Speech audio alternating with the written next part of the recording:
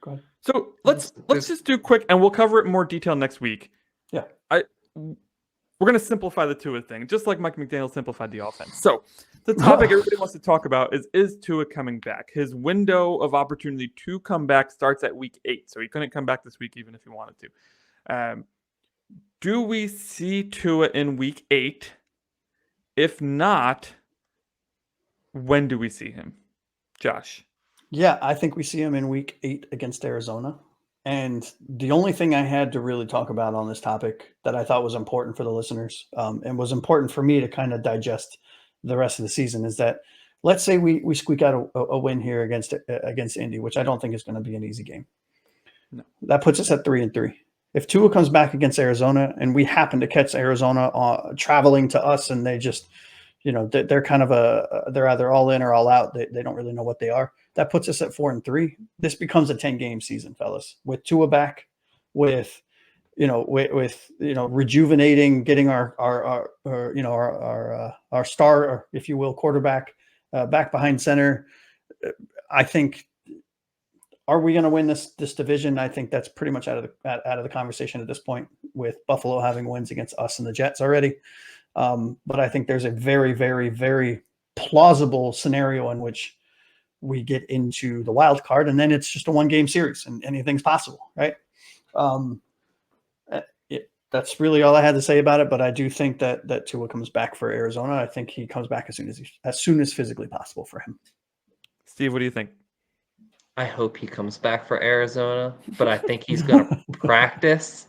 I think he's going to practice that week, and I think we'll see him week 9 after Arizona. Steve, we're talking about practice? No, I'm kidding. Yeah, practice? Oh, you're going to bring him back against Buffalo, though?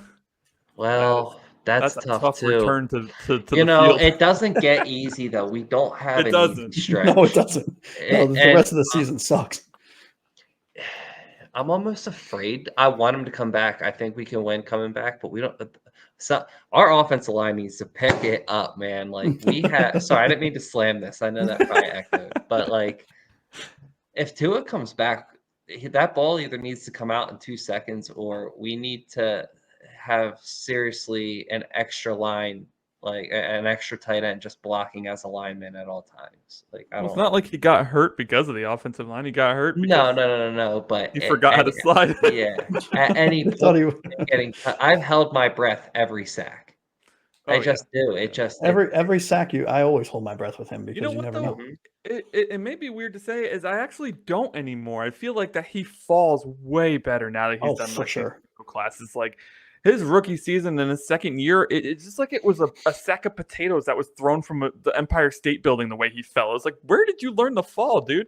And now it's much more like a roll, like a hedgehog rolling up and videos and defending itself. I am in agreement. I really hope he comes back against Arizona. I think that is another winnable game with Tua at the helm. That team is in a bit of disarray right now. I don't know what's going on down there. I don't follow the Cardinals, but things have been rough for them. So it's a winnable game if Tua can come back. And then it gets a little tougher. Some of those games we thought were going to be tough have softened up, right? Vegas has softened up. Cleveland looks awful. I think we could. What a dumpster fire, dude. Maybe we can beat the Drake May-led Patriots. I don't know. We barely beat the Jacoby Brissett-led Patriots, so we'll have to see about that. But I do think he's going to come back, and I really hope it's week 9. Or week 8. That's where I want to see him back. Mike's recent comments suggest to me that maybe that's not the case. That's why I wasn't thinking that either. But you guys know he wants him back. As soon as Tua gets the clear, he's going back on that field. Mike is not dealing with more Tyler Huntley and Skylar Thompson if he doesn't have to, right? So I don't fully agree with that, Trufin fan. Let me throw that up on the. I got it. I was waiting. It's also a Marino type of gunslinger because I think Tua is it's a timing offense, and exactly Tua is the best timing quarterback perhaps in the league. I don't want to go that far because I think he is, and I don't think it's close. He really is. I think Mahomes is very good, but he's more of an improviser. Listen, there's nothing that's going to fix that this is a dangerous game. I think this narrative that the media likes to run, that guys should retire as soon as they get hit or get a bad boo-boo or get a concussion. These are grown men who make their own decisions. You can feel that way if you'd like, but this isn't your child.